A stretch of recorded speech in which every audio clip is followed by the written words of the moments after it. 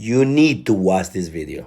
To put King and Kirk on the same footing is an erroneous thing to do. While Kirk actually lived out the values that he talked about publicly, Dr. King did not. We know that Dr. King was involved in orgies. He liked to sleep with prostitutes, and that according to his best friend, Ralph Abernathy, he even beat up a few women. While Charlie Kirk believed in the fundamental tenets of the Christian faith and the virgin birth, that Jesus resurrected from the dead, and the literal existence of heaven and hell, Dr. King didn't believe in any of those things according to his very own writings. We also know that there was a philosophical difference between the two men when it comes to Marxism. Now, while it is true that both men denounced Marxism in public, unlike King, Charlie never advocated for a redistribution of wealth, for social justice. These are things that King did advocate for. And so it's safe to say that when Kirk denounced Marxism, he was being honest and truthful, whereas when King denounced Marxism, he was being a deceptive liar. Finally, when King was assassinated in 1968, there were a flurry of riots that took place across the country, whereas it's now been a few days since Kirk's assassination and we haven't seen any riots at all. This is a testament to the truth and conviction behind the words that Charlie Kirk spoke compared to the sophistry